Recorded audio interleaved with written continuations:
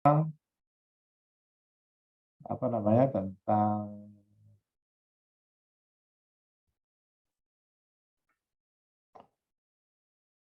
apa ya, panas ya. Jadi kemarin kita sudah belajar ada yang namanya temperatur, ada yang namanya kalor ya. Jadi kalau temperatur itu menunjukkan derajat panasnya air, tapi kalau kalor itu adalah jumlah energi yang nanti berpengaruh pada temperatur. Jadi temperatur itu naik kalau jumlah kalornya juga bertambah. Ya, sebaliknya temperatur itu turun kalau kalornya juga berkurang. Dan nanti juga ada konsekuensi untuk yang lain. Ya. Ini ada apa namanya, bahwa kalor itu spesifik ya untuk setiap zat. Jadi kalau air itu dia 1 kalori itu definisinya untuk menaikkan 1 mililiter air sebanyak 1 derajat Celcius, itu 1 kalori ya. Kalau udah belajar di apa namanya, di fisika di SMP maupun di SMA ya. Percobaannya seperti apa itu sudah dibahas di sana sehingga kita bisa tahu itu namanya 1 kalori ya. Kalau 1 kilogram air sebanyak 1 derajat Celcius itu 1 kilokalori. Jadi kalori itu kalau misalnya diseribukan itu namanya kilo ya. Jadi supaya tidak sulit untuk menyebutkan. Kemudian ini juga apa namanya, air itu memiliki kemampuan menyerap panas atau menyerap kalor yang besar ya. Sehingga air itu bisa digunakan itu untuk meredam panas. Ya. Itu sebabnya kenapa pada jaringan tumbuhan yang mendapatkan apa namanya, mendapatkan radiasi matahari yang terus-menerus ya, itu suhunya tidak naik pada daun. Kenapa? Karena ada banyak air pada daun, terutama nanti kalau Anda lihat daun yang berdaging. Contoh daun yang berdaging itu apa? Contoh tanaman yang daunnya berdaging. Ayo, ayo, ayo, ayo cari. Anda kan suka lihat tanaman kan? Atau nggak pernah? Ada bukan pencinta tanaman gitu. Daun Apa? Daun apa? dolar bukan Pak, yang agak-agak tebal gitu. Apa dia? Daun daun dolar Pak, Hah? daun Paku dolar. dolar. Bukan ya Pak? Iya, paku dolar bisa. Bisa. Ya, bisa paku dolar. Tahu nggak paku dolar yang lain? Nanti jangan-jangan Kurang nggak tahu, tahu Pak. paku dolar. Ya, Kurang tahu, Pak. kurang tahu. Pernah lihat batang pohon yang besar ya, kemudian di batang pohon itu ada paku yang tumbuh. Pakunya itu tapi tidak berdaun besar, daunnya itu bulat-bulat, kecil-kecil, ya, bulat kecil. Mungkin diameternya kira-kira 1 sentimeter lah daunnya.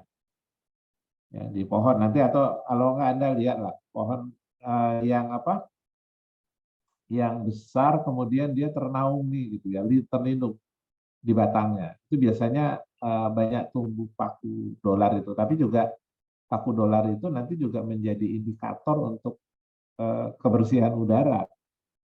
Jadi kalau di Jakarta Anda mau lihat paku dolar juga agak susah ya, pada tempat-tempat tertentu. Tapi di tempat lain, di tempat yang banyak polusinya nggak akan pernah ada paku dolar. Ya, tapi kalau misalnya Anda di Bogor gitu ya, Anda akan dengan mudah untuk melihat paku dolar. Tapi kalau rumahnya juga di pinggiran Jakarta misalnya, di Bekasi, di Tangerang, kemudian Tangerang, Bekasi juga masih di pinggir gitu, itu masih bisa melihat paku dolar. Kalau di Jakarta Pusat, saya dulu pernah lihat di Madrasah Aliyah yang ada di mana? Di dekat Pramuka Hijau, Green Pramuka. Oh itu Pak, yang Mantiga Jakarta ya Pak? Iya, Mantiga ya. Mantiga Jakarta ya, yang di belakang SMA 21 ya. 21 bro. Bukan Pak, yang depannya itu Kecamatan Kayu Putih ya Pak? Iya, tapi posisi sekolahnya itu dekat pasar, tapi terus di belakangnya SMA berapa itu yang di Rawasari. lupa tuh Pak, soalnya dia mau banyak banget sekolah Iya. Pak di situ. Jadi di belakang itu, jadi dia agak ke dalam. Saya pernah lihat di situ ada paku dolar, ya. Nanti yang lain coba lihat, ya.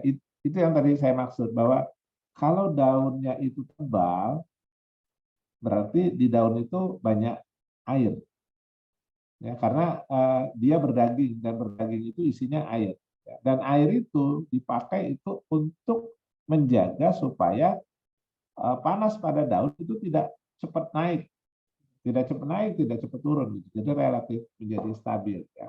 Atau misalnya Anda melihat kaktus, kaktus itu adalah tanaman gurun, ya. Jadi kenapa kaktus itu eh, punya batang yang tebal, punya daun yang tebal, itu karena di gurun itu kan panas itu sangat tinggi. Dengan adanya air, maka air yang ada di tanaman itu akan meredam kenaikan suhu secara cepat. Ya, jadi tidak cepat naik suhunya pada jaringan tanaman, dan itu yang bisa menyelamatkan tanaman dari panas yang ada di gurun. Ya, jadi secara rata-rata tanaman gurun itu cirinya adalah berdaun tebal atau dia berdaging. Ya, nanti dipelajari di struktur perkembangan tumbuhan juga.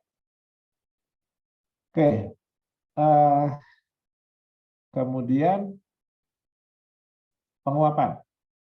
Penguapan ini juga sebagai bentuk, ya, nanti untuk meredam panas. Nah, penguapan itu sebetulnya adalah perubahan dari air dalam bentuk fasa cair itu menjadi fasa gas. Ketika air berubah dari cair menjadi gas, maka dia membutuhkan panas yang sangat banyak, yang kita sebut dengan apa istilahnya, untuk merubah fasa, merubah bentuk dari cair menjadi gas. Itu kalor apa namanya di SMA atau di SMP, ya, yang paling SMP itu udah dibahas menurut saya sih. Kalor apa namanya?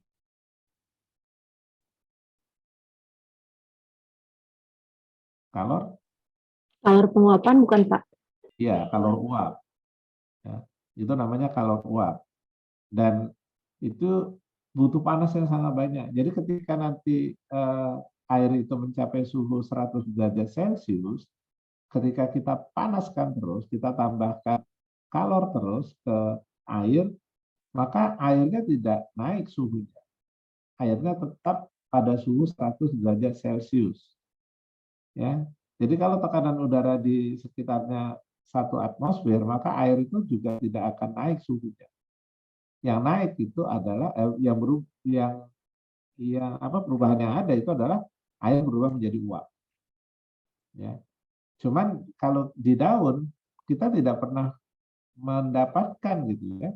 Daun itu panas sampai 100 derajat Celcius. Paling banter daun itu panasnya mungkin 30 atau 31 itu udah panas.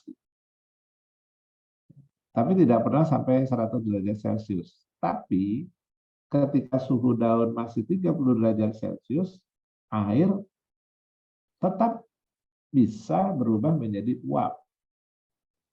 Ya. Nah, ketika ditanyakan kira-kira apa yang menyebabkan air bisa tetap berubah menjadi uap pada suhu 30 derajat Celcius? Siapa yang bisa jawab? Karena respirasi, Pak. Iya. Kenapa? Bukan respirasi, itu transpirasi. Respirasi itu pernapasan, ya. Kalau transpirasi itu penguapan. Kenapa gitu loh? Maksud saya, bagaimana kita bisa menjelaskan bahwa pada suhu 30 derajat Celcius itu air masih bisa berubah menjadi uap. Apa yang menyebabkan? Kalau tadi kita menggunakan teori tentang perubahan fasa, kan perubahan fasa itu pada suhu 100 secara normal. Tapi ini tidak pada suhu 100, dia tetap bisa berubah menjadi uap. Nah, teori yang menjelaskan itu teori apa?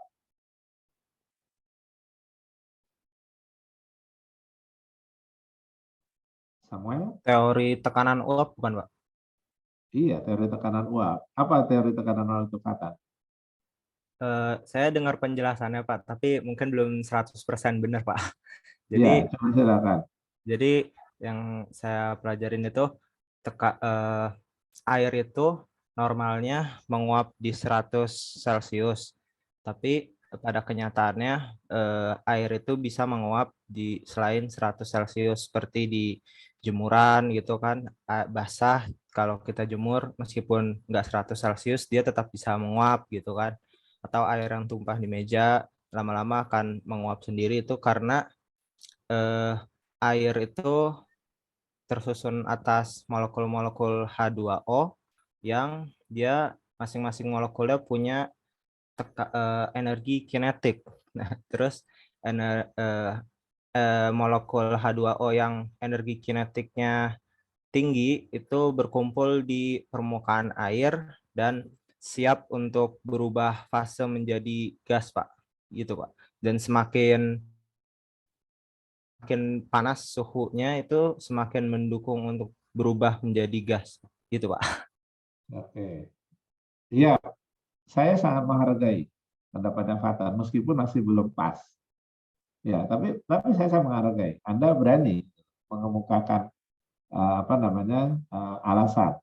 Ya, itu sesuatu yang sangat baik gitu. Jadi kita juga harus berlatih untuk mengemukakan pendapat dan kita memberikan alasan. Jadi saya pikir Fatan sudah sangat baik gitu, meskipun tadi yang saya bilang belum pas. Tapi saya sangat menghargai.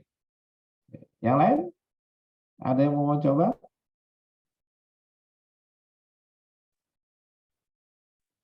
Ayo, ayo. Fatan udah berani. Saya menghargai. Yang lain ada yang berani? Ayo. Ini yang saya sampaikan ke Anda, ini cara belajar yang paling baik. Jadi kalau toh misalnya Anda benar, Anda akan mengingatnya seumur hidup. Meskipun Anda salah, Anda bisa tahu, oh iya, kalau saya jawab seperti ini dulu salah. Yang benar itu begini. Ya, itu yang yang saya pikir akan sangat baik buat Anda. Karena itu pengalaman saya secara pribadi. Ya. Saya selalu mengemukakan pendapat. Itu sebabnya kenapa misalnya gini, ya. Kalau kita melihat pembelajaran di kelas-kelas di negara lain gitu ya, murid di kelas itu selalu dieksplorasi itu untuk berani mengemukakan pendapat. Bahkan ketika pertama kali mereka belajar, yang pertama kali dilakukan guru itu adalah memperkenalkan diri. Ya kan? Kalau kita lihat di film-film gitu. Nama saya ini, saya lahir tahun sekian, tanggal sekian, bulan sekian, saya tinggal di daerah ini, dan saya masuk ke sekolah ini karena saya bla bla bla bla, alasannya macam-macam. Nggak masalah gitu. Yang penting dia berani. Nah, ketika itu dia juga memberikan alasan kenapa dia seperti itu. Nah, ini yang juga nanti harus Anda biasakan. Ya. Ada yang lain yang mau mengemukakan pendapat restu? Izin menjawab, Pak. Iya. Berhubung yang pas hari Rabu itu Bapak menjelaskan tentang teori kalau di ruangan dingin itu kita kalau bisa dingin gitu ya Pak. Nah itu Bapak kan juga menyenggol masalah daun gitu ya Pak. Jadi itu misalkan kalau daun itu ketika dipancarkan cahaya atau suhu ataupun kalor dari matahari, dia pun akan otomatis untuk mengurangi panasnya itu mengeluarkan uap air gitu ya Pak. Mungkin kalau dari saya karena kondisi lingkungan itulah yang menyebabkan satu zat air itu bisa cepat untuk menguap gitu Pak. Jadi misalkan kalau di daun ini kasusnya karena dikasih rangsangan dengan suhu yang tinggi, dia itu mempertahankan agar suhu tidak terlalu tinggi gitu Pak. Jadi sehingga dia mengeluarkan zat yaitu air gitu Pak. Oke, terima kasih. Restu. Meskipun saya todong dulu baru keluar, ya. Jangan ditodong dulu ya, Restu ya. Nanti kalau itu langsung aja jawab, ya. Baik. Oke, sama dengan Fatan tadi, masih belum pas. Tapi penjelasannya sebagian sudah mendukung gitu. Tapi alasan utamanya yang sebetulnya saya inginkan. Apa? Samuel? Berani menjawab Samuel? Masih kurang paham Pak. Saya jadi masih belajar lagi Pak. Oke. Ciasi? Belum terlalu paham, Pak. Oke. Siapa yang mau ini? Aidan Nugroho? Belum ini Pak, masih belajar juga Pak. Ya, masih belajar. Oke. Nanti ya oke, saya beri jawaban ya. Nanti Anda coba buka lagi pembahasan tentang tekanan uap di pelajaran kimia. Ya, saya nggak tahu. Kalau dulu saya kelas 2 SMA itu belajar tekanan uap. Tapi kalau sekarang saya nggak tahu karena struktur kurikulumnya kan pasti berubah. Ya, saya tidak tahu itu ada di kelas berapa belajar kimianya. Ya, ada tekanan uap. Nah, di situ dinyatakan bahwa zat cair itu masih bisa berubah fasa menjadi uap meskipun belum mencapai titik kardinalnya. Titik kardinal itu kalau air titik kardinalnya 100 derajat Celcius. Tapi kalau yang lain mungkin di bawahnya, ya, di bawah 100 derajat Celcius. Dia masih bisa berubah menjadi fasa uap kalau tekanan uap yang ada di atasnya ya, itu belum mencapai titik maksimumnya. Ya. Jadi kalau belum mencapai titik maksimumnya, maka zat cair itu masih bisa berubah menjadi uap. Saya ambil contoh misalnya tadi air. Ya. Air itu jumlah terbanyak di udara ya. Itu pada suhu normal ya, mungkin pada suhu 30 atau 31 derajat Celcius ya, jumlah air di udara itu paling banyak hanya sekitar 14 gram per meter kubik udara. Ya, jadi ada 14 gram air itu disebar secara merata di 1 meter kubik udara. Jadi 1 meter kali 1 meter kali 1 meter udara, di dalamnya itu ada sekitar 14 air. Ketika uap air itu mencapai 100%, ada tekanan maksimumnya. Ya. Dan ketika panas, nanti ketika ada suhu yang memanaskan udara itu menjadi renggang atau menjadi rapat. Kalau udara itu dipanaskan, dia menjadi renggang atau rapat. Izin menjawab Pak, boleh Pak? Ya. Jadi renggang Pak. Iya, menjadi lebih renggang. Ketika dia menjadi lebih renggang, otomatis airnya juga menjadi lebih renggang. Ketika airnya lebih renggang, maka konsentrasinya juga makin turun. Ya. Dan itu nanti yang menjadi hubungan antara tekanan uap dengan suhu udara. Jadi kalau suhu udaranya meningkat, maka tekanan uapnya pasti turun.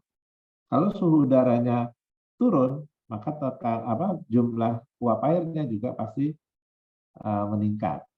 Ya, itu nanti kita lihat, itu sebabnya kalau Anda ke gunung, ke pegunungan maksud saya, Anda misalnya ke puncak, Anda sering melihat kabut. Pernah lihat kabut? Pernah, Pak. Pernah ya? Berarti ibarat kata juga seperti kayak embun gitu ya Pak ya. Kayak pagi hari kalau kita lihat di daun ada air itu embun kan, berarti pengaruh suhu Ya. karena rendah itu ya Pak ya. Iya, jadi ketika suhunya rendah, maka molekul udaranya juga makin mendekat kan, makin kecil kan jarak-jaraknya ya. Dan itu kalau misalnya airnya banyak, maka dia akan berubah menjadi, kalau uap airnya banyak, maka dia akan berubah menjadi air.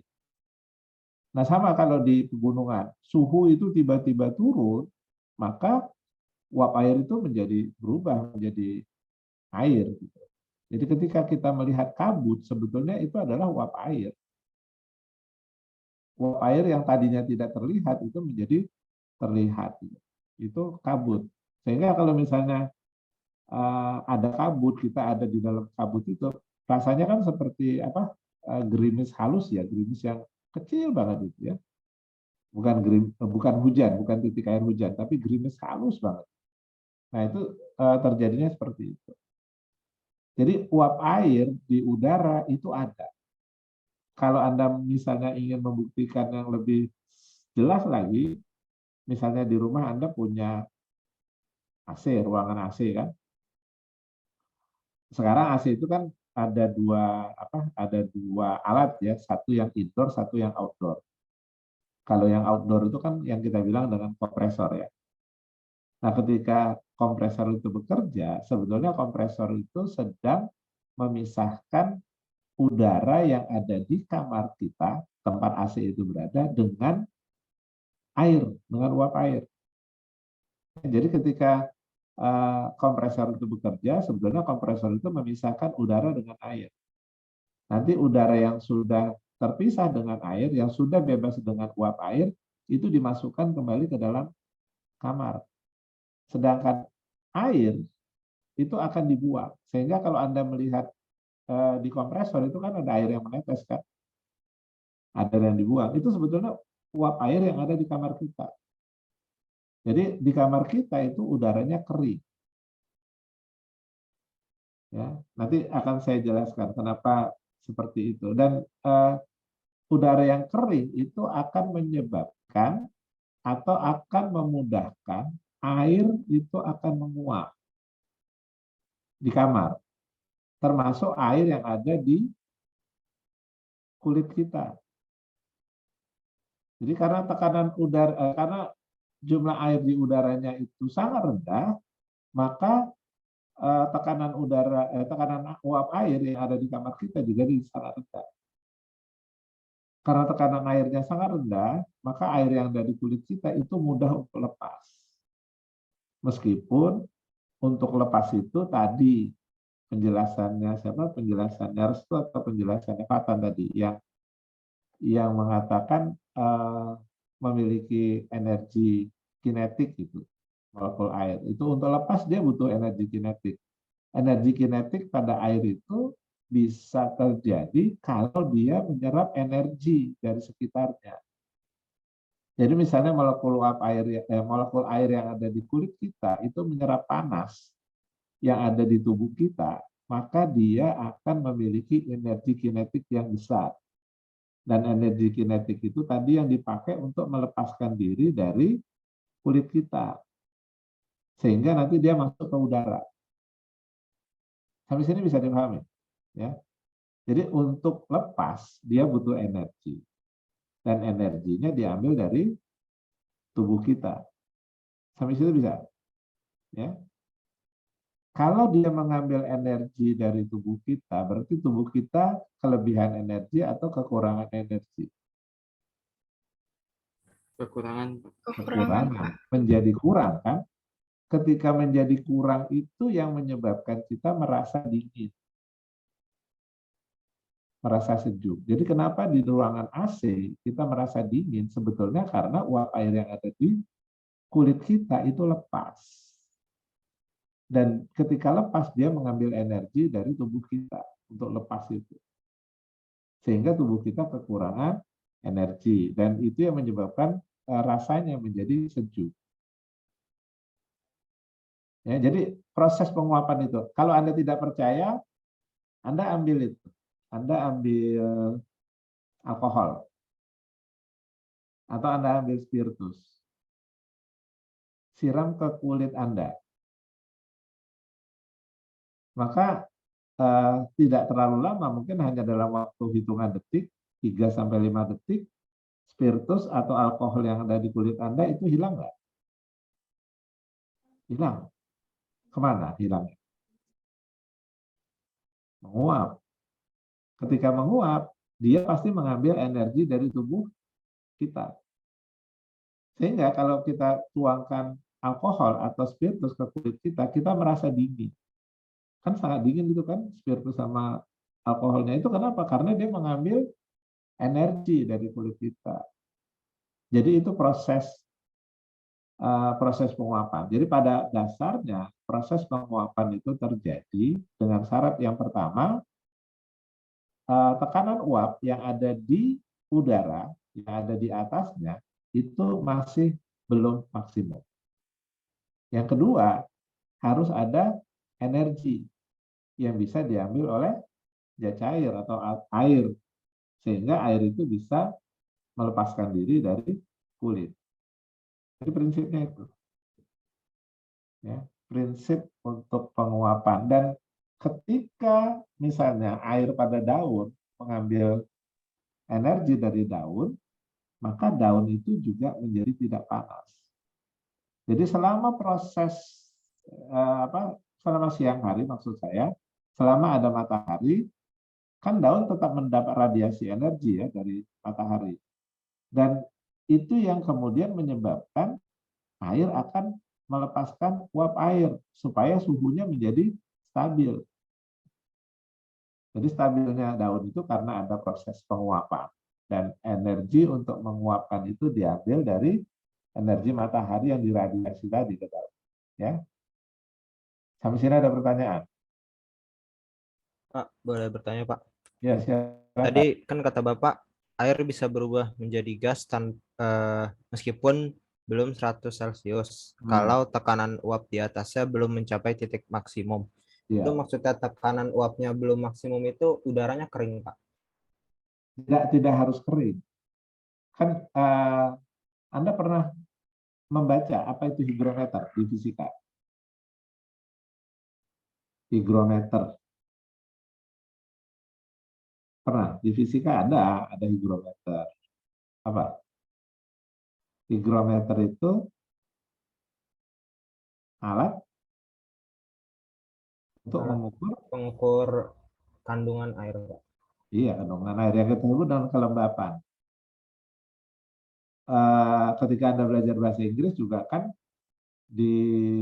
dikatakan bahwa Indonesia itu sangat lembab kan, udaranya sangat basah. Sebetulnya udaranya sangat basah itu karena udara di Indonesia itu kelembapannya tinggi, uap airnya banyak. Ya. Ketika udara itu uap airnya banyak, ya, maka ketika kita ukur dengan higrometer, maka kemungkinan bisa sampai 80% kandungan uap airnya. Tadi yang saya bilang, misalnya maksimal itu 14 gram. Ya. Sehingga jumlah air di udara itu maksimum. Yang kita sebut dengan 100% itu. 100% itu kira-kira 14 gram lah air yang ada di udara. Ya. Nah, kalau kurang dari 14 gram berarti kandungan uap airnya juga rendah. Kebasahannya juga rendah, turun. Tidak 100%, mungkin hanya 80%. Ketika dia memiliki kelembapan 80%, artinya masih ada kemungkinan untuk air tetap menguap. Karena masih ada 20% peluang untuk mengisi udara. Ya. Mengisi uap air di udara, masih ada 20%. Sehingga masih ada peluang. Itu sebabnya kenapa di daerah tropik kita tetap bisa berkeringat. Karena masih ada slot 20% atau mungkin bisa lebih, bisa sampai 30%. Ya, uap air yang bisa dilepaskan ke udara. Itu maksudnya seperti itu. Jadi mengukurnya itu adalah dengan higrometer. Meskipun ini pengukuran tidak langsung. Ya kalau higrometer kan persentase uap air yang bisa dikandung oleh udara. Ya. Itu kebasahan. Ya Fatan ya, nanti dibaca lagi tentang tentang higrometer. Nanti Anda bisa lebih paham. Ya, termasuk yang lain ya, tolong dibaca lagi. Ada lagi pertanyaan untuk yang lain? Izin bertanya, Pak. Ya, silakan. Kan kalau yang kita tahu itu kan udara itu yang nanti kan tadi bilangnya sama Bapak tadi itu udara tuh dipisahin sama air sama kondensor ya tadi ya Pak dari AC itu. Kompresor. Nah, ya kompresor. Nah, itu kan berlakunya dari pohon ya, Pak. Sedangkan Nah, itu juga penyedia oksigen nggak sebanyak apa namanya? eh Kalau yang saya tahu juga, soalnya penyetok oksigen paling besar itu kan dari laut, Pak. Kalau apa berlaku juga, Pak, dari laut yang kayak namanya eh transpirasi, Pak. Di laut ini juga nggak, Pak? Kayak tanaman-tanaman laut gitu, Pak. ya, Samuel. Tapi sebetulnya saya mohon maaf, eh, apa namanya, eh, pembicaraan kita di sini adalah transpirasi. Kalau tadi Anda mengatakan oksigen, itu nanti kita bahas di fotosintesis. Oh, Kalau oke, Pak. menghasilkan CO2 itu kita bahas di respirasi. Ya, tapi nanti kita bahas. Anda nanti ketemu dengan saya lah untuk itu. Itu kita bahas di fisiologi tumbuhan secara lebih perinci. Ya, bagaimana nanti berubah menjadi oksigen, bagaimana CO2 bisa diserap. Gitu ya. Nah, itu nanti kita bicarakan. Tapi tetap akan saya bahas juga bahwa di dalam hal ini kita lebih memfokuskan pada air dalam bentuk H2O. Ya, H2O itu nanti yang diubah fasanya, diubah bentuknya dari bentuk cair menjadi bentuk uap. Ya, dan itu dipengaruhi tadi saya bilang jumlah uap air yang ada di udara. Jumlah uap air di udara itu bisa 100% nilainya ya ketika tadi saya ambil contoh, tapi saya tidak tahu tidak membuat angka persis ya. Kira-kira 14 gram. 14 gram air ketika ada di udara, maka udara itu jenuh air. Jenuh uap air maksud saya. Dia tidak bisa lagi ditambahkan uap air. Ya, jadi cuma sekitar 14 gram. Tapi kalau kurang dari 14 gram berarti uap air itu belum maksimal. Ya, apalagi kalau misalnya turun menjadi 5 gram gitu ya per meter kubik, itu juga sangat turun. Saya ambil contoh gini ya, saya ada ini di fisiologi meskipun masih belum, tapi saya pikir cukup baik. Kita akan bahas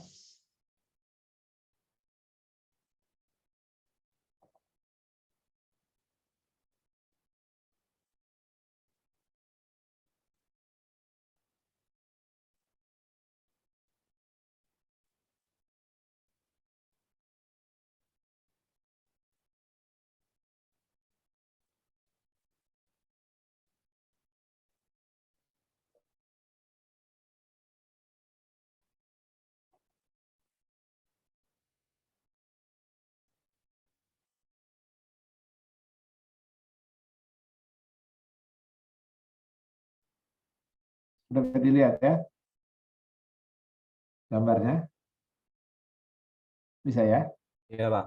Oke, ini gambar skematik dari irisan melintang daun. Ya, udah tahu di SMA juga sudah dibahas.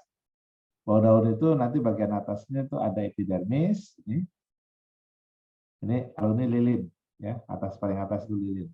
Dia bukan benda hidup atau bukan makhluk hidup, bukan bagian dari hidup ya. Ini benda mati.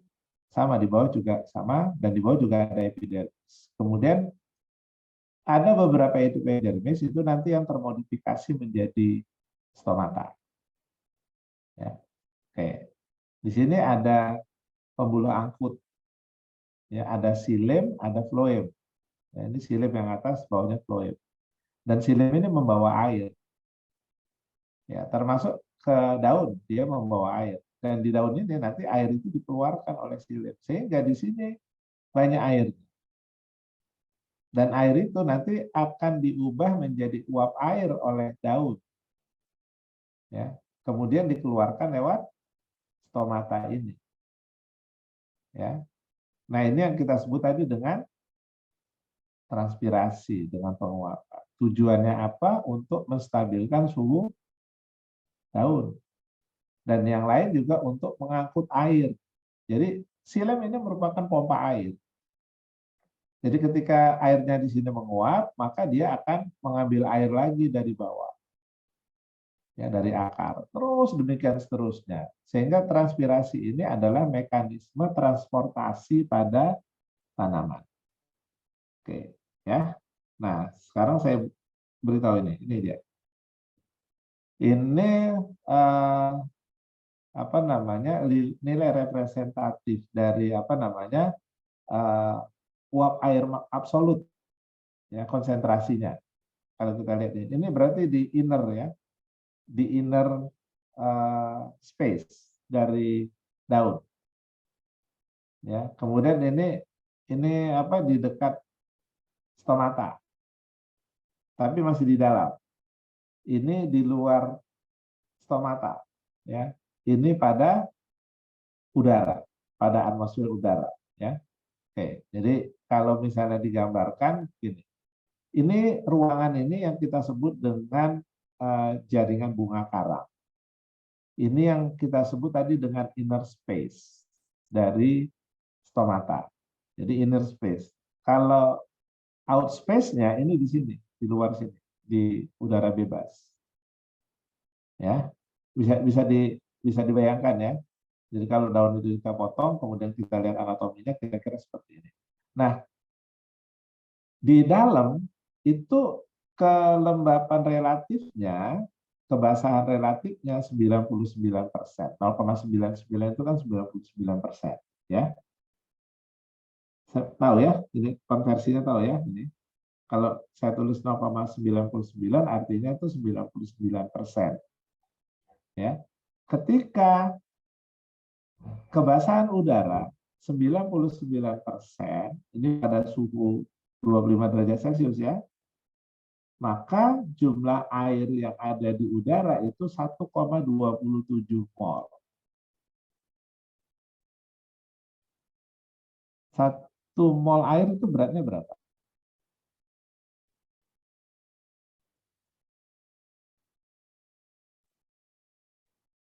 Satu mol air beratnya berapa? Ayo kimia. Ivan? 18 gram bukan, Pak? Iya, 18 gram. Karena BM kan, berat molekul kan. BM-nya oksigen 16, BM-nya H1. Punya 2H, 1O. Berarti totalnya 18. Sehingga ketika kelembapan udara 99%, maka di dalam 1 meter kubik udara itu ada 1,27 mol air. Karena di situ tulisnya mol per meter kubik. Meter kubik itu udara. Ya. Kalau 1,27 itu beratnya berapa? 22 ya, 22 gram. Tadi saya salah 14. 22 gram ya. Kira-kira segitulah. 18 kali 1,27. Jadi di dalam udara yang kelembapannya 99%, itu ada 22 gram air. Dan dia memiliki potensial osmotik. Ini nanti kita pelajari di fisiologi tumbuhan lebih dalam. Apa itu potensial osmotik, ya? Ya. Itu min 1,38. Oke. Kemudian kalau di luar, ini kita lihat di bird ini, ya. Misalnya kebasahannya cuma 50%. Maka jumlah air yang ada di udara pada waktu itu cuma setengah mol. Setengah mol air per meter kubik udara. Tadi kalau tadi 22 gram misalnya, ini setengah molnya berapa? Berapa gram? 9 gram, Pak. 9 gram. Cuma 9 gram yang ada di udara. Dan ini akan menimbulkan potensial osmotik sebesar minus 93,6. Ini nanti menjadi apa namanya? Menjadi apa ya? Suatu kondisi yang menyebabkan air itu gampang untuk lepas dari daun. Karena di sini jumlah airnya cuma 9 gram. Tadi maksimumnya berapa tadi? Sekitar 22 gram kan. Jadi masih ada peluang berapa? 22 ke 9 itu 13 gram kan? Masih ada kemungkinan 13 air yang bisa lepas dari daun. Ya. Itu yang sebetulnya nanti pengertiannya di situ. Ya. Ini kalau kita lihat. Ini temperatur, kemudian ini ya, sama apa namanya kebasahan itu berapa ya kira-kira. Jadi kalau temperaturnya 0, kira-kira kebasahan maksimumnya segini. Ya, kalau tadi 25 kan 1,2,8 ya, 1,27 atau 1,28. Ini angka grafiknya, hubungan antara temperatur dengan kelembapan maksimum pada udara. Ya. Oke. Ini kalau kita lihat, tapi nanti ini kita bahas di fisiologi tumbuhan. Saya tidak akan membahasnya secara secara rinci. Ya. Ini yang saya bilang. Jadi ketika kuliah sama saya nanti lebih banyak bicara tentang kimia, berbicara tentang fisika. Bukan karena saya orang fisika atau orang kimia, saya orang biologi. Ya, saya murni orang biologi, bahkan saya orang fisiologi tumbuhan. Tapi yang saya sampaikan kepada Anda bahwa fisiologi tumbuhan atau biologi itu tidak bunyi, tidak bisa dijelaskan kalau kita tidak paham fisika dan tidak paham kimia. Bagaimana kita mau tahu air itu bisa lepas dari daun kalau kita nggak tahu ini satuan-satuan ini. Satuan-satuan ini itu fisika dan kimia. Ya nanti banyak hal lain ya, yang nanti kalau sama saya siap-siap belajarnya fisika kimia. Ya, bahkan nanti mungkin ada geografi, ada lingkungan, ada macam-macam, ada sejarah, ada ekonomi, ada politiknya gitu lah. Ya. Saya suka gitu untuk ke sana-sana gitu, menyerempet kemana-mana. Karena itu menjadi komplit pembicaraan kita. Ya kan kalau kita bicaranya cuma monoton itu kan nggak enak kan. Kalau kita bicaranya menyeluruh itu baru sangat menarik. Oke, kita kembali ke sini. Ya, evaporasi tadi sudah saya jelaskan. Nah ini panas untuk evaporasi tadi jumlah panas ya yang diperlukan untuk berubah dari fasa cair menjadi fasa uap itu butuh jumlah yang sangat besar ya. Dan evaporasi itu dipakai sebagai sistem pendingin nanti di daun ya. Kemudian ini air dalam keadaan dalam keadaan solid. Jadi air itu dalam keadaan solid itu padat, artinya dia tidak bergeser, tidak bergerak. Itu ketika dia dalam bentuk es. Ya. Dan di sini kepadatannya itu rendah, lebih rendah dari air. Kepadatan molekul air ketika dia berbentuk es, itu kepadatannya itu lebih rendah dibandingkan molekul air dalam bentuk cair. Jadi seperti ini. Kalau kita lihat, ini sebelah kanan, ini ketika air itu berbentuk cair. Ya, ini air itu dalam bentuk padat. Ya. Ketika dia berbentuk cair, kemarin kan saya sudah mengatakan ke Anda bahwa ini kan akan mengikat ya, kutub positif akan mengikat kutub negatif. Ya. Kemudian kutub negatif akan mengikat kutub positif. Dan ikatan ini yang saya sebut kemarin dengan ikatan hidrogen. Ikatan ini lemah. Tapi ikatan ini akan menyebabkan antar molekul air itu akan secara konsisten itu terputus dan membentuk kembali ikatan. Yang saya bilang putus nyambung kemarin. Bisa dibayangkan? Bisa ya? Itu sebabnya kenapa air ini nanti bisa kita putus ikatannya dengan mudah. Kapan kira-kira Anda bisa memutus ikatan hidrogen pada air? Ketika mandi, Pak. Iya, mandi. Kalau Anda ngambil air di bak, Anda pakai gayung gitu kan, Nah, Anda memutuskan ikatan air yang ada di bak itu tadi, sehingga dia putus dan bisa Anda ambil pakai gayung. Ya, ketika Anda masukkan lagi ke dalam bak, air itu berikatan kembali. Tapi ketika Anda ambil, dia putus gitu. Jadi membayangkannya seperti itu. Meskipun itu dalam ukuran molekul ya, artinya ukurannya sangat kecil. Ya. Kalau kita ambil satu gayung itu kan jumlahnya banyak. Lebih dari 6,62 kali 10 pangkat 23 molekul. Itu angka apa? Kalau saya tadi menyebutkan 6,62 kali 10 pangkat 23, itu angka apa?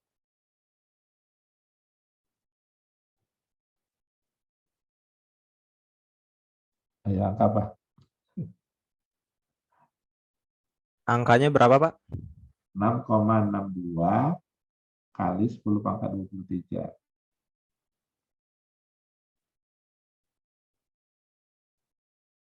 Apa itu? Nah, ayo, masuk baru tamat SMA. Udah. Mol bukan, Pak? Ya? Mol bukan? Enggak, pokoknya saya menyebutkan angka itu ada hubungannya dengan apa? Apa? Hah? Ayo. 1 mol zat apapun, maka jumlah molekulnya itu 6,62 kali 10 pangkat 23. Itu hukum siapa? Avogadro bukan, Pak? Iya, Avogadro. Gimana nih kimianya? Baru lulus SMA udah lupa kimia. Dan itu tetap kita pakai nanti ya. Itu tetap kita pakai hukum Avogadro. Nanti kita menjelaskan tentang apa kapasitas tukar kation. Kalau nggak paham itu nggak paham nanti yang lain. Ya, oke. Ini, jadi ketika tadi saya bilang kita mengambil air pakai apa? Pakai gayung, itu lebih dari 18 gram nggak? Kalau satu gayung air, lebih dari 18 gram nggak? Berat. Lebih, Pak. Lebih, Pak. Bisa sampai misalnya 40 mol itu di situ. Ya. Karena 1 mol air, ya, bukan 1 mol, 1 liter air, ya, kalau di gayung itu kan hampir mendekati 1 liter kan, kalau gayungnya besar itu ya, hampir mendekati 1 liter. Itu beratnya itu banyaknya 55,5 mol. 1.000 gram air, 1 liter air. Ya. Jumlahnya kira-kira 55,5 mol. Jadi banyak sekali. Itu dikali dengan tadi 6,62 kali 10 pangkat 23. Jadi jumlah molekul airnya segitu. Itu banyak. Ya, jadi bukan yang kita bayangkan bukan satu, tapi ini banyak. Tapi kira-kira seperti itu. Anda bisa melihatnya. Ya. Nah, kemudian ketika ini membeku, ketika dia berubah menjadi es, maka bentuknya seperti ini. Jadi lebih renggang. Molekul air dengan molekul air itu lebih renggang meskipun tetap saling berikatan, dan ikatan ini menjadi kaku karena nanti dia membentuk heksagonal, ada segi 6 ya.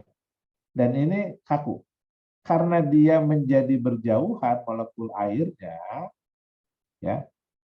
Yang saya tanya, volumenya bertambah besar atau bertambah kecil? Volumenya bertambah, Pak. Volumenya bertambah besar, ya kan? Jadi ketika air berubah menjadi es, maka volumenya bertambah besar. Berat jenisnya Tambah kecil. Iya. kecil, ya kan? Sampai sini bisa paham ya? Oke, itu sebabnya kenapa es itu air itu ketika berubah menjadi es, dia terapung di air. Ada nggak es yang tenggelam di air? Nggak ada. Anda minum es teh manis juga esnya semua di atas kan? Esnya ngambang gitu lah, meskipun ngambang 100%, tapi paling tidak itu sekian persen ada di permukaan atas. Nah, itu yang kita sebut dengan es itu terapung. Di air juga seperti ini. Jadi ketika musim dingin, ketika misalnya laut, danau atau sungai itu membeku, sebetulnya membeku itu hanya beberapa sentimeter di permukaan atas. Tapi di bagian bawahnya itu masih cair. Jadi dia dingin dan dia terapung. Tapi Anda mesti ingat, tadi siapa yang mengatakan itu bahwa energi di dalam air itu juga sangat besar. Sehingga tidak semua air itu bisa membeku. Karena energi yang ada di dalam air itu yang tetap mempertahankan air itu tetap cair meskipun suhunya rendah. Ya, tapi dia masih cair. Dan ini yang menyebabkan ikan, udang, dan semua makhluk yang ada di bawah air itu masih bisa hidup. Ya, nih sebabnya itu. Ya, oke.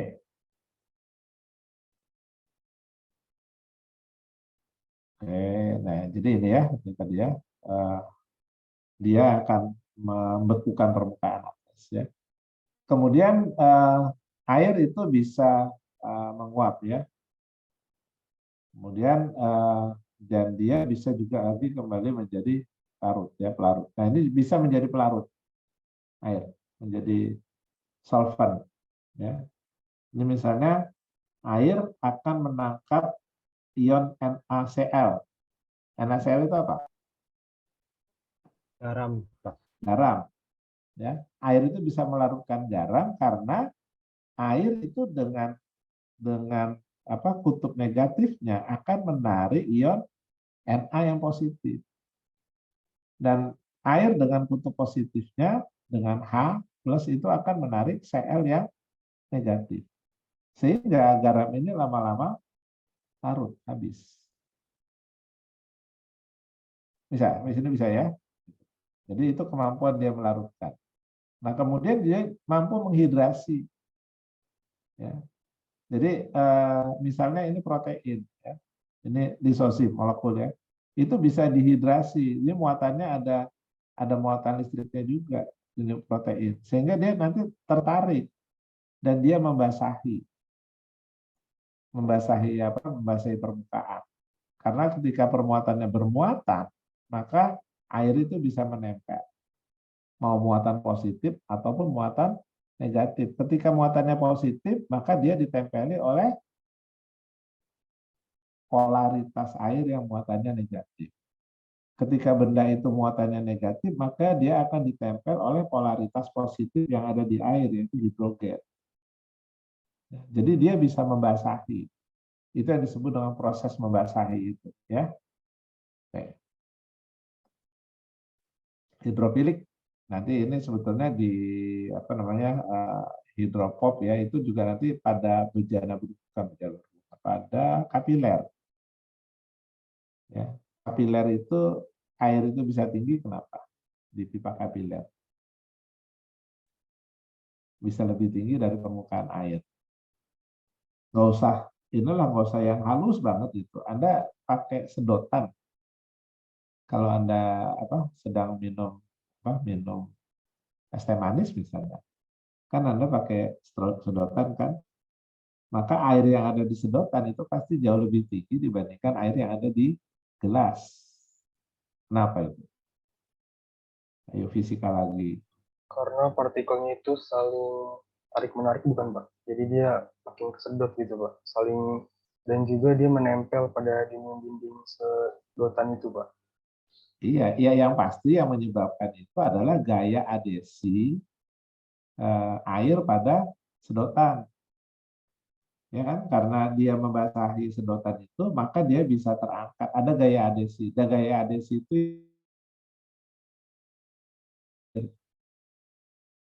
rumusnya apa coba? Kalau masih ingat, ada rumus untuk tingginya air pada pipa kapiler. Ada kan? Ketika Anda belajar tentang apa namanya tentang fluida kan? Kalau SMA mungkin kelas 3 ya belajar fluida ya. Saya dulu kelas 3 belajar fluida di apa namanya di fisika. Oke, nanti dicari ya. Ya. Kemudian air juga bisa menjadi pereaksi. Tadi tidak hanya sekedar membasahi, ya, tapi juga bisa menjadi pereaksi. Artinya ikut bereaksi dan itu yang kita sebut nanti dengan hidrolisis, ya reaksi hidrolisis. Ya. Kemudian Anda harus tahu mol itu apa, kemudian molaritas itu apa. Mol itu kan jumlah satuan ya untuk apa namanya untuk kimia, ya. Jadi dia tidak pakai gram, tapi dia pakai mol. Karena mol itu nanti menunjukkan gram juga ketika dibagi dengan nomor massa. Ya. Kalau molaritas itu jumlah mol dalam 1 liter larutan. Ya. Jadi berapa jumlah mol zat larut di dalam 1 liter larutan itu namanya molaritas. Ya. Harus tahu. Kemudian ada disosiasi. Ya. Disosiasi itu nanti dia air ini juga bisa berikatan dan ini hanya lepas nempel ke sini sehingga nanti ada air tertentu yang punya 3H yang disebut dengan 3H3O yang kita sebut dengan hidronium. Hidronium itu istilahnya disebut dengan air berat. Ya, air berat ini nanti bisa lagi melepaskan hanya. Ya, jadi ini sebetulnya nanti reaksi yang sangat penting ketika misalnya kita butuh energi. Ya, di mana ini bisa ditemukan? Ini ditemukan pada tempat dengan tekanan yang sangat besar. Di mana di bumi yang memiliki tekanan yang sangat besar air? Dasar laut, Pak.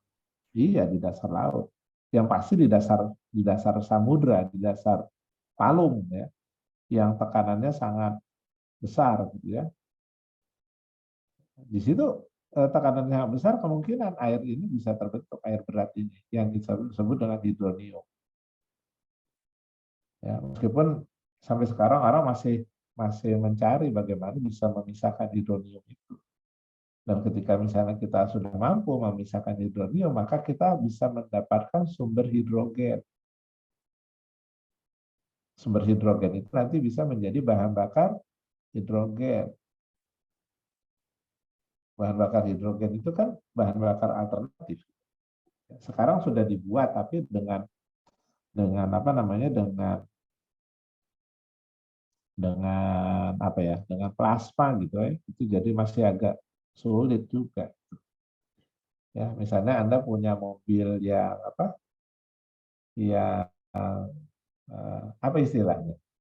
Mobil-mobil yang di taksi itu kan sih Pak? Ya, Mobil-mobil apa jadi bahan bakar di mobil taksi gitu kan sih Kak? Pak? bukan.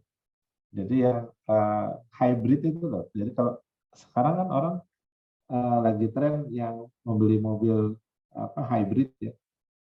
Jadi ada yang menggunakan bensin, tapi ada juga yang menggunakan tadi plasma tadi. Ya. Nah, ke depan orang berusaha untuk masuk ke plasma itu, jadi tidak menggunakan bensin lagi. Sementara yang sudah bisa apa namanya sudah bisa mandiri itu kalau kita menggunakan listrik kan, mobil listrik yang menggunakan baterai. Ya, itu juga dengan ditemukannya baterai apa litium itu kan. Karena baterai litium itu apa namanya sangat stabil dan bisa menampung arus yang banyak, gitu. Bisa dipakai untuk menyimpan listrik yang banyak. Ya. Litium itu menjadi apa namanya menjadi sumber alternatif nanti untuk menyimpan bahan bakar ke depan. Kita kaya dengan litium Dan negara kita sekarang berani mengatakan bahwa kami tidak mengekspor lagi litium. Sehingga Indonesia pernah digugat sama WTO, World Trade Organization, Organisasi Perdagangan Dunia. Tapi kan sebetulnya itu hak sebuah negara gitu, untuk tidak menjual litium. Jadi kita nanti mungkin akan menjual litium kalau sudah jadi baterai. Karena ketika kita menjual litium masih ada bahan mentah, itu kan harganya kalah dengan ketika litium sudah menjadi baterai. Ya itu nanti tugasnya Anda gitu, untuk bisa menangani hal-hal tersebut. Ya, oke. Ini asam basa. Asam basa itu pH. Ya, pH itu kan apa kepanjangan pH? Positif log. Ya, Positif log H plus. positif Log H plus. Log H plus ya. Saya udah jelaskan ya?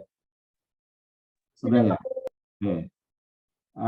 Anda sudah tahu konsepnya harusnya. Jadi H plus itu nanti yang menjadi fokus perhatian kita ketika kita berbicara tentang pH. Ketika pH-nya asam, maka di situ jumlah H plus-nya itu sangat banyak. Yang saya bilang kemarin pH 1 itu sebetulnya jumlah H plus-nya 1/10. Kalau pH-nya 1. Kalau pH-nya 2 berarti kalau pH-nya 2 berapa? 100, Pak. terus. 100. Karena kan logaritma kan yang kita log itu adalah konsentrasinya. Konsentrasinya itu tadi 1/100, 1/10, 1/1000, itu kan konsentrasinya. Kalau itu kemudian kita positifkan logaritmanya, maka kita mendapat angka positif. Dan angka positif yang kita sebut dengan pH. Ya, batasannya kita kategorikan sebagai asam kalau dia sampai pH 7. Lebih dari 7 kita sebut dengan basa. Sampai pH-nya 14. 14 itu artinya kalau 1 miliar itu pH-nya berapa? 9 kan? 1 triliun itu pH-nya 12. Kalau pH-nya 15 itu 1000 triliun. 1/1000 triliun itu pH-nya basa. Artinya konsentrasi H plus-nya sangat rendah, ya, hanya 1/1000 triliun. Kira-kira seperti itu. Ini kebalikannya ya. Terus pH ini nanti kita katakan tadi ini sebagai konsentrasi ion hidrogen, ya.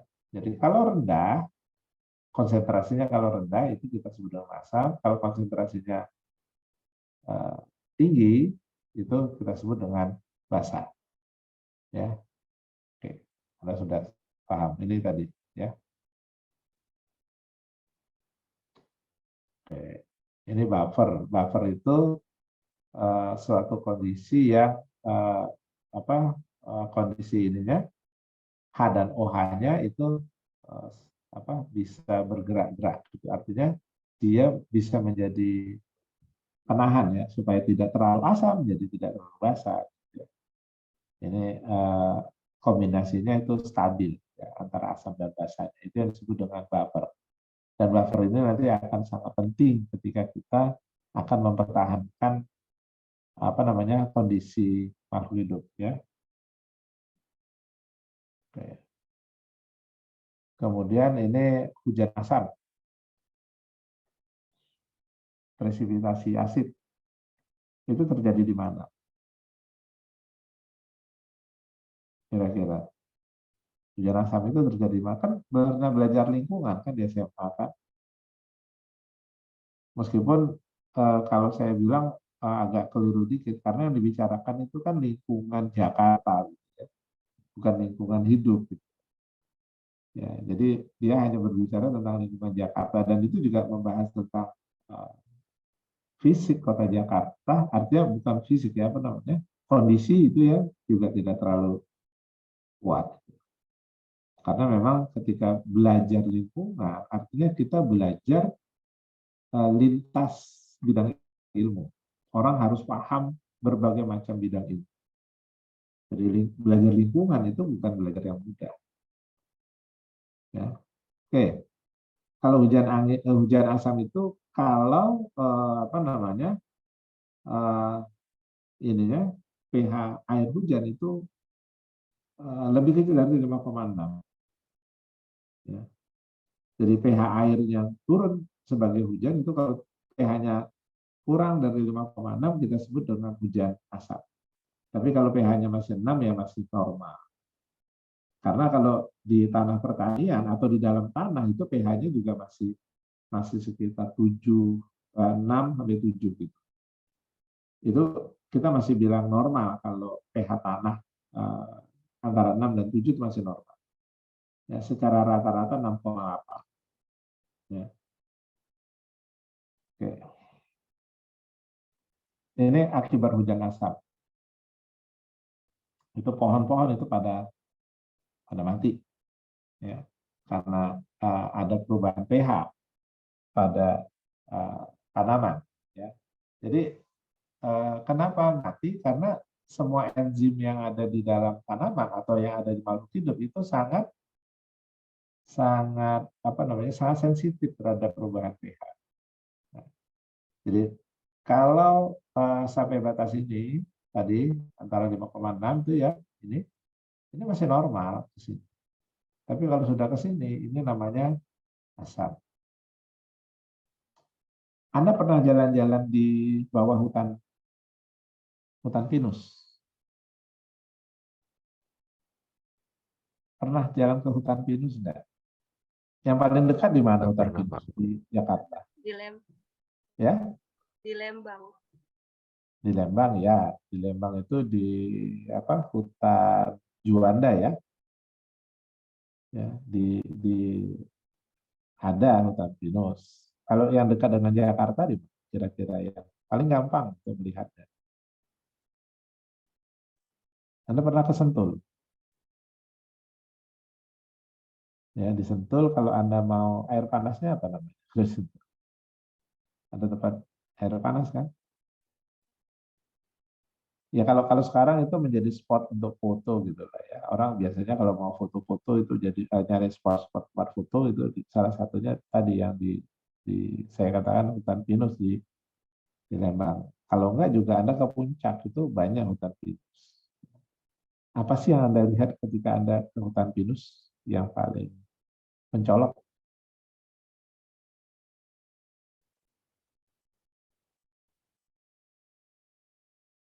Di dasar hutan pinus itu hampir nggak ada yang namanya tanaman.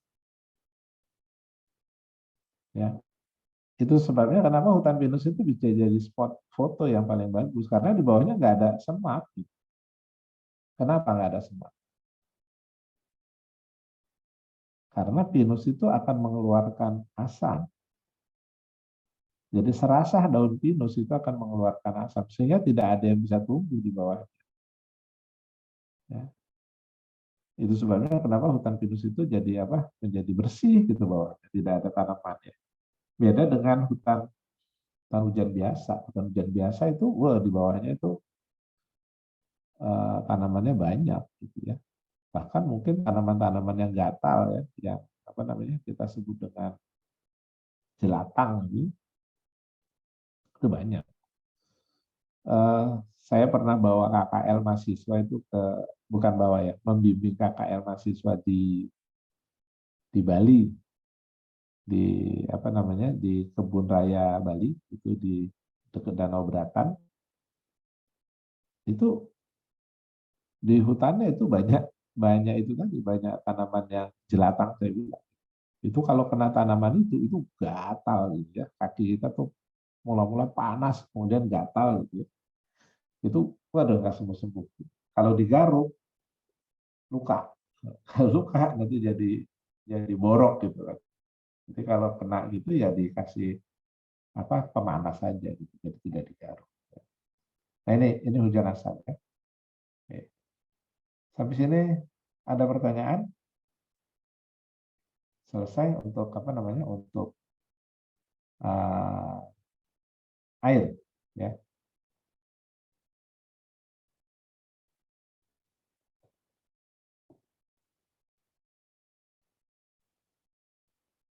Pak, boleh bertanya, Ya. Pak?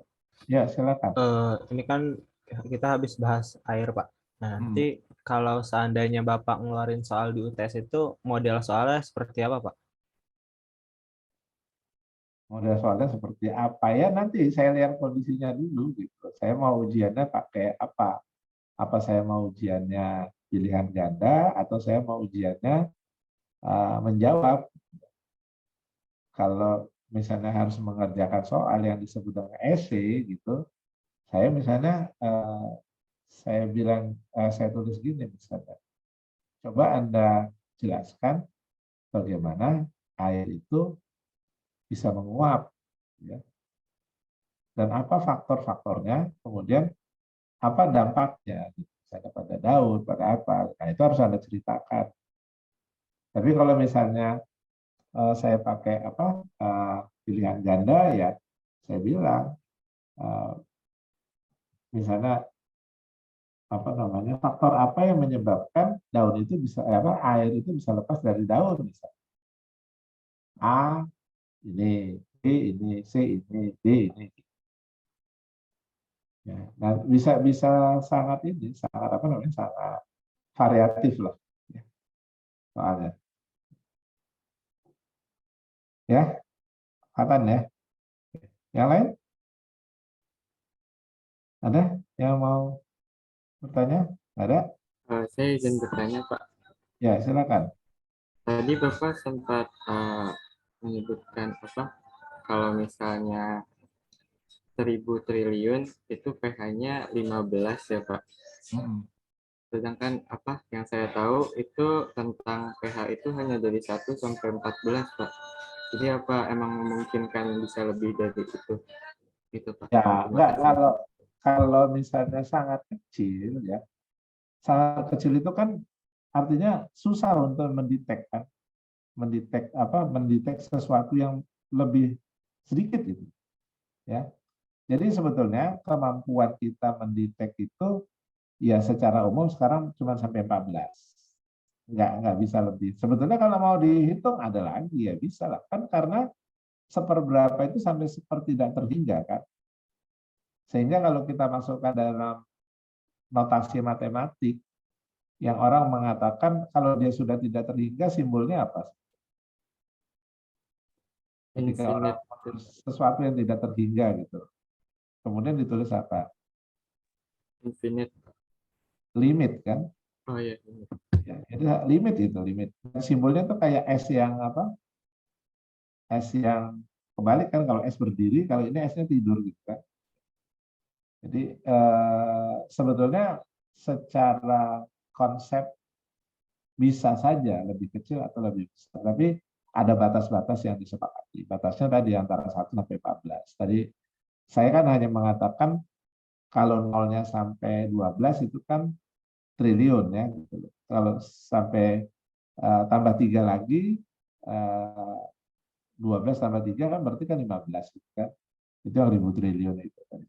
Tadi itu maksud saya, Yodor. Ya.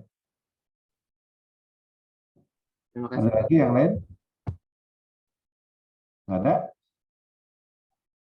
Kalau nggak ada kita coba lihat ini dulu. Ya, apa namanya? Lihat yang baru. Ya, ini karbon, molekul karbon. Ini dasar kehidupannya. Jadi semua molekul kehidupan itu nanti disusun oleh karbon. Karbon sebagai backbone. Karbon sebagai tulang punggung dari molekul biologi. Ya. Karbon ini asalnya dari mana?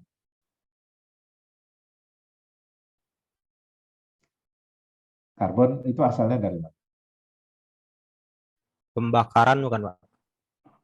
CO2. Jadi pertama kali karbon itu ada di udara itu CO2. Pada saat pertama kali bumi ini tercipta, ya, pada saat semua planet-planet itu tercipta, maka yang ada di udara itu CO2. konsentrasinya sangat tinggi. Ya. Dan CO2 ketika di udara, dia bisa berperan sebagai apa? Kalau Anda udah belajar lingkungan. CO2 di atmosfer itu bisa berperan sebagai apa? Dan itu yang menyebabkan pemanasan global sekarang. Rumah Sebagai kaca, Pak. pelindung bukan, Pak? Sebagai gas rumah kaca. Jadi dia hampir berperan seperti kaca. Dia bisa melewatkan panas dari matahari, tapi kemudian menjebak panas itu di permukaan bumi. Jadi karena konsentrasinya sangat tinggi, maka bumi ini juga dulu panas sekali.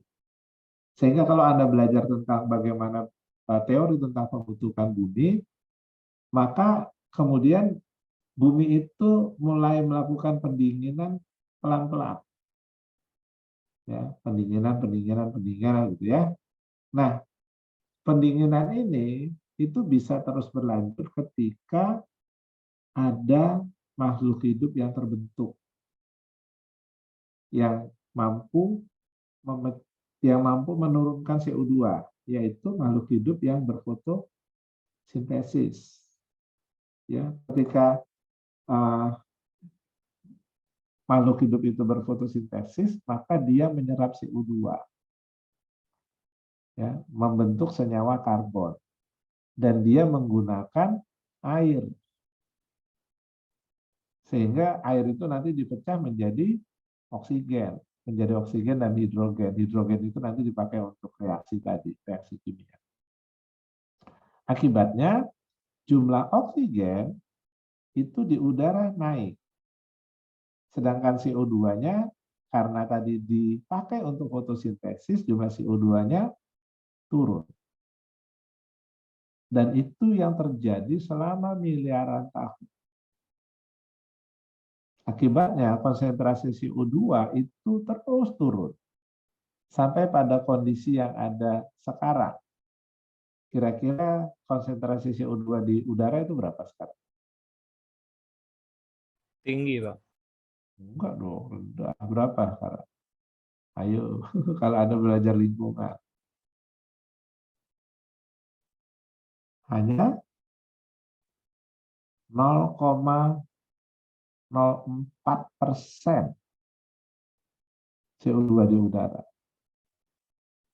Terus kemana CO2-nya? Ketika tadi CO2-nya tinggi, sekarang tinggal 0,04%.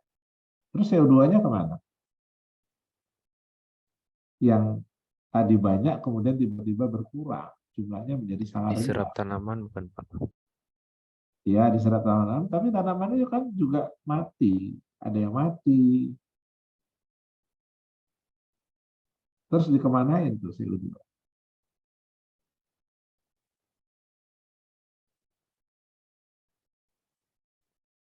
Ya, diserap tanaman iya. Kemudian tanaman itu mati. Diambil ganggang iya, karena ganggang juga ada yang berfotosintesis, dan ganggang itu kemudian mati.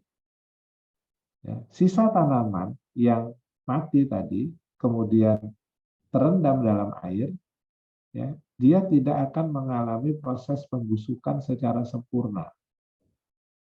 Sisa tanaman tadi itu masih utuh, tidak sempurna, kemudian dia tertimbun di dalam tanah. Kenapa bisa tertimbun? Jadi Ya, batu bara ya, Pak? iya. Yang pertama dia jadi itu dulu, jadi apa? Gambut. Ya, Anda pernah dengar gambut? Ya, jadi gambut, kemudian gambut itu tertimbun tanah, mendapatkan tekanan, mendapatkan panas dari bumi, maka dia bertransformasi menjadi batu bara. Dan jumlahnya itu banyak, kan? Sehingga tadi CO2 atau senyawa karbon di udara itu tersimpan dalam bentuk gambut atau dalam bentuk batu bara. Ganggang tadi, ya, contohnya ganggang kersik itu di laut juga mati. Kemudian sisanya karena di laut tidak juga terurai secara sempurna. Nah, ini yang kemudian juga mendapatkan tertimbun lagi oleh tanah, ya. mendapat tekanan yang besar, kemudian mendapat suhu yang tinggi, dia berubah menjadi minyak bumi. Jadi minyak bumi, kemudian batu bara itu sebetulnya simpanan karbon yang dulunya berasal dari atmosfer. Ya.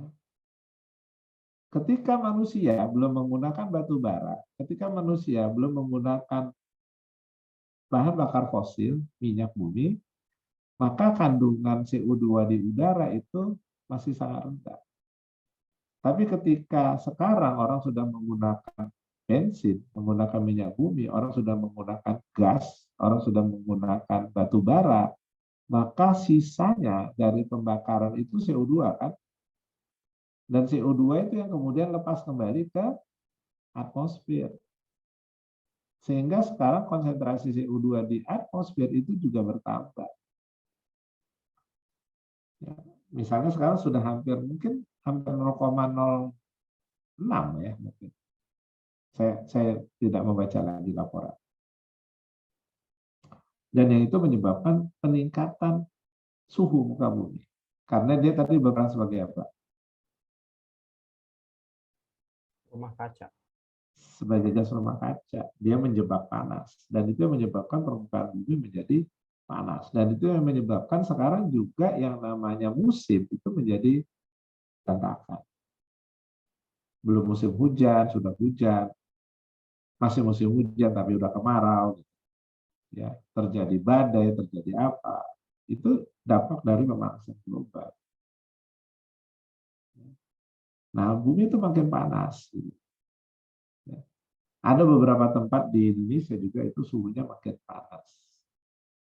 Ya. Saya mungkin menceritakan secara pribadi lah pengalamannya. Dulu saya besar itu di Sumatera Utara. Ya. Sampai SMA saya masih di Sumatera Utara. Dan saya merasakan dulu di sana masih nyaman. Gitu. Artinya udaranya masih sejuk gitu ya. Nah sekarang saya pulang ke sana, di sana udaranya lebih panas dari, kalau saya bilang dari Jakarta itu lebih panas. Kenapa? Karena ada peningkatan CO2 di situ. Ada kebakaran hutan, ada pembukaan lahan, ada perubahan vegetasi dan sebagainya. Itu menyebabkan di situ menjadi lebih panas. Sekitar tahun 90-an, ya 90-an lah kira-kira, itu dulu sering kebakaran hutan. Dan siapa yang orang Batak di sini tadi? Theodor ya? Bukan ya? Siapa yang orang Batak? Samuel ya? Samuel itu orang Batak. Tapi kamu lahir di sini ya, Samuel? Iya. Iya. Kamu nggak tahu, mungkin Bapak Ibu kamu tahu. Jadi dulu tahun 90-an itu kalau kita ke sana itu kabut. Kabut itu dari asap kebakaran hutan. Jadi siang itu tidak terlalu kelihatan matahari. Ya kalau sekarang sudah relatif baik ya karena kebakaran hutan itu sudah dikendalikan. Nah itu menyebabkan pemanasan ya. Oke, ini karbon itu ya. Nah ini semuanya karbon. Tanaman ini karbon, ini juga karbon. Ya. Ini keong, ya. Ini ada lumut, ini ada paku, ya. Ada ganggang di sini itu karbon. Ya. Jadi yang membuat kimia kehidupan itu adalah elemen karbon. Ya. Kemudian itu yang disebut dengan komponen organik. Ya. Jadi secara umum kita mengatakan itu sebagai senyawa organik. Nah, ini pertama kali digagas itu oleh siapa? Stanley Miller ya. Ini. Yang buat percobaan tentang asal-usul kehidupan. Dia menggunakan ini NH3, kemudian CH4, karena zaman dulu yang ada air, H2, NH3, CH4. Jadi berdasarkan apa? Berdasarkan penelitian yang dilakukan, belum ada senyawa lain di atas apa di atmosfer. Dan pada waktu itu kan ada petir, ada kilat gitu ya. Kilat itu menjadi sumber energi. Sebetulnya kilat itu kan perpindahan elektron ya, yang terjadi secara bersamaan. Nah ini yang kemudian menyebabkan terbentuknya senyawa organik karena terbentuk senyawa organik. Sebetulnya bukan senyawa organik, baru dasar-dasar senyawa organik ya. Karena itu bisa terbentuk, maka kemudian orang mempercayai bahwa itu adalah proses terbentuknya atau awal mulanya terbentuknya kehidupan. Ya, ini dari Stanley Miller. Ya, dia bisa membuktikan di sini. Kemudian ikatan karbon ya, ini sebetulnya karbon itu. Ini karbon itu kalau kita lihat ini yang hitam ini karbon, kemudian dia punya 4 lengan. 1, 2, 3, 4. Dan keempat lengannya ini nanti bisa memegang atom lain. Karena dia punya 4 lengan, maka dia bisa memegang 4 hidrogen. Dan jadi ada 4 lengan, 1, 2, 3, 4. Kalau digambarkan secara fisik seperti ini yang disebut dengan tetrahedral. Pernah lihat tetrahedral ini? Bentuk tetrahedral. Di mana? Pernah lihat bentuk tetrahedral? Ya, kalau anak main suka tahu ada di mana.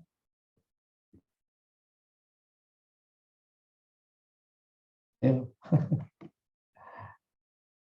Pernah mancing di baterai, namanya baterai ya. Tapi sebetulnya itu timbunan dari batu yang ada di daerah Priok lah untuk menghindar untuk melindungi pantai Priok itu dari gempuran ombak. Jadi itu disebut dengan pemecah ombak. Kalau di Ancol Anda juga lihat. Ya. Nah, supaya batu itu ketika diletakkan tidak bergulir, jatuh, ya, maka dia dibentuk seperti tetrahedral ini. Sehingga kalau dia dijatuhkan, mau posisinya seperti apapun, maka bentuknya posisinya terus seperti ini. Dia jatuh ke sebelah sana juga nanti yang ini berdiri di atas. Dia jatuh ke sebelah sana, yang ini juga nanti di atas. Jadi dia tetap berdiri bentuk. Itu yang disebut dengan tetrahedral. Ya, itu ditiru gitu untuk membentuk batu tadi. Sehingga batu itu ketika disusun tetap semuanya tegak. Ya. Jadi meniru ini. Nah, ini yang tadi saya bilang, dia bisa mengikat H. Ada 4H, sehingga disebut dengan CH4.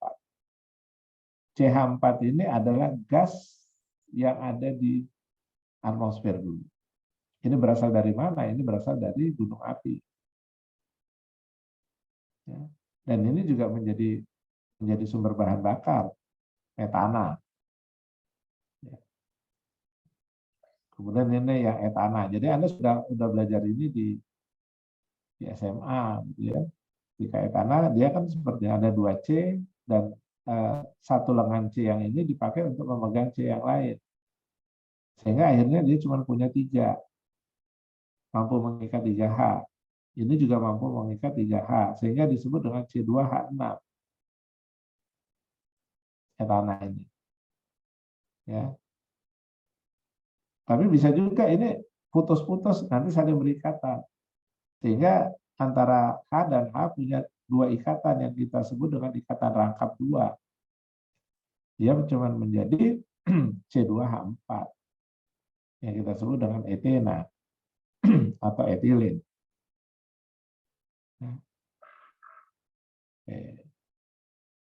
Sampai sini bisa ya? Kenapa bisa jadi C4, C2H6, jadi C2H4?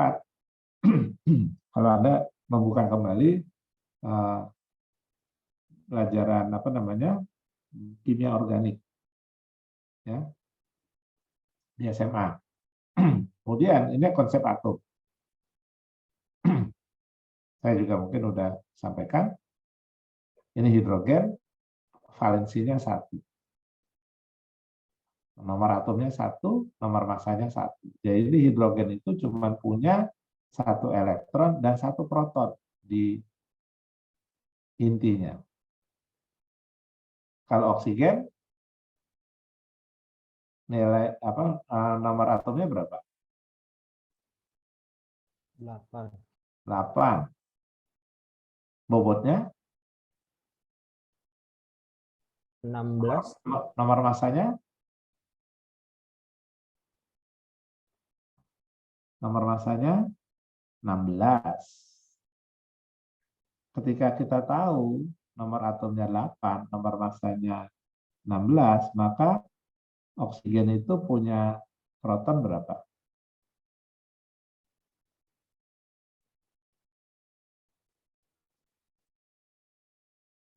Proton itu nomor atom itu menunjukkan jumlah proton atau Kenapa? jumlah elektron. Jadi kalau dia nomor atomnya 8, maka protonnya 8.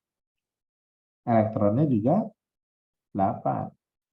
Tapi bobotnya 16 tadi. Berarti di sini ada neutron. Kalau tadi protonnya 8, berarti neutronnya 16 kurang 8. Di sini ada neutron 8. Sehingga proton tambah neutron itu 16. Dan itu yang menentukan nanti bobot atomnya.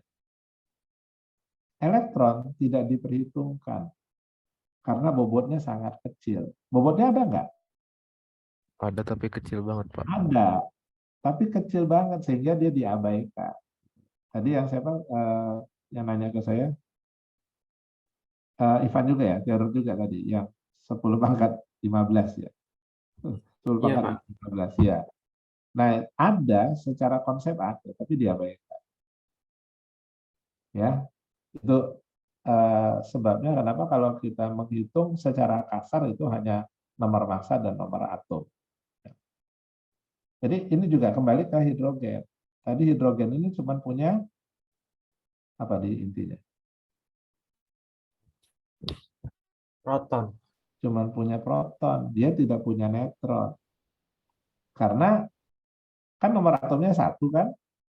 Jadi dia cuma punya proton 1 dan punya elektron 1.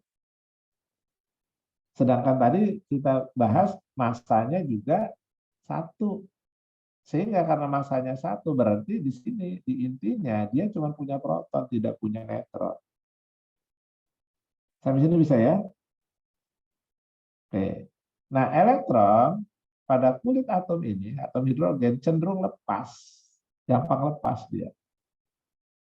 Ketika dia lepas, maka yang tersisa apa di sini? Di atom H itu yang tersisa cuman Proton, Pak. proton. Proton itu tadi muatannya apa? Positif. Positif. Jadi dia ketika kehilangan elektronnya, H itu menjadi H+. Bisa ya? Dan H+ itu karena disebabkan oleh 1 proton. Selain itu nggak ada yang lain. Di sini. Sehingga H+ pada H+ itu disebut juga dengan proton. Karena di H+ itu cuma ada proton, nggak ada elektron, nggak ada neutron. Cuma ada proton. Sehingga H+ itu disebut juga dengan proton. Ya. Nanti dan seterusnya. Ya. Oke. Ini valensinya 1, ini valensinya 2, ini valensinya 3, ini valensinya 4. Ya.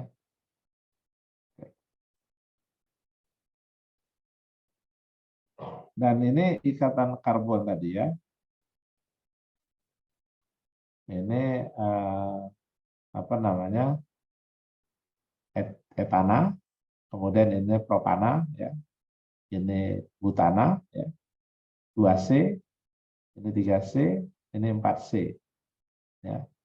Ini hanya seperti ini ikatannya. Dan 3C juga hanya propana. Tapi ketika butana itu nanti dia bisa bercabang seperti ini. Menjadi 2-metil propana. Atau disebut juga dengan isobutana. Tapi saya tidak mengajarkan ini, organik kita hanya tahu saja ya. Kemudian ini ada double ikatan double ya di sini. Tapi nanti kita harus tahu juga bahwa ikatan rangkap itu tidak terjadi secara terkonjugasi.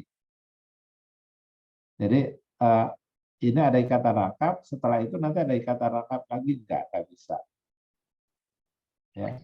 Ikatan rangkap itu bisa terbentuk kembali ketika ada karbon yang lain. Jadi dari 3 karbon itu baru bisa terbentuk satu ikatan rangkap. Kenapa seperti itu? Karena kita tadi mempertimbangkan bentuk stoikiometrinya dari karbon yang tetrahedral tadi. Jadi tidak mudah untuk berbuat seperti itu. Ya. Kemudian ini ada sikloheksana ya. Ketika tadi heksana kemudian menjadi siklik, itu menjadi sikloheksana. Ya. Tapi saya tidak mendalami kimia seperti itu. Ya, nanti mungkin dibelajar. Hidrokarbon itu molekul yang secara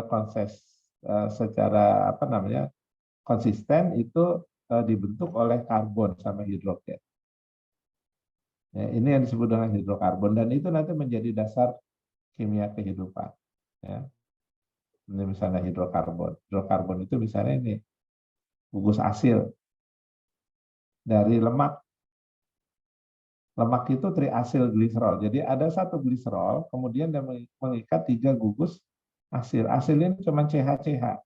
Jadi ini H, ini H, ini H, ini H, ini H, yang tengahnya ini karbon. Ya, CH2, CH2, CH2, CH2, ujungnya ini CH3. Terminalnya. Jadi terminal karbonnya itu CH3. Di sini semua CH2, CH2. Dan ini yang disebut dengan hidrokarbon. Nah, contohnya ini ada di lemak. Ya, lemak itu triasil gliserol. Ya, dan itu sebagai simpanan energi di dalam tubuh kita. Ya. Ini yang disebut dengan jaringan adiposa. Ini ada butir-butir lemak di kulit. Jadi orang yang mau kurus itu yang katanya sedot lemak itu ini yang disedot. Dan ini yang membuat orang itu nanti kurus gitu ya. Ini di kulit ya. Tapi juga kan tidak sembarangan, ini juga bisa berbahaya kalau terjadi infeksi dan sebagainya ya. Oke, sampai sini kita. Nanti kita lanjutkan ada isomer. Isomer itu Anda udah tahu senyawa yang sama tapi dia punya 2 rumus molekul. Ya. Rumus molekulnya yang berbeda. Misalnya glukosa sama bukan glukosa. Jadi dihidroksiaseton fosfat sama gliserol fosfat. Itu nanti dia disebut dengan isomer. Ya. Oke. Nanti kita lanjutkan. Ada pertanyaan sebelum kita akhiri? Nggak ada? Kalau nggak ada, PJ-nya tolong direkam. Sudah Pak, ada di screenshot. Oke, ya. Terima kasih sekali lagi sudah belajar dengan baik dan saya harap ini bisa dipertahankan pola belajar yang seperti ini. Sama-sama kita ucapkan hamdalah. Alhamdulillahirrabbilalamin. Assalamualaikum warahmatullahi wabarakatuh. Waalaikumsalam warahmatullahi wabarakatuh. Terima kasih, Terima kasih, Pak. Pak. Terima kasih, Pak. Terima kasih ya, Pak. Ya, Keluar, selamat Pak. Terima kasih Pak.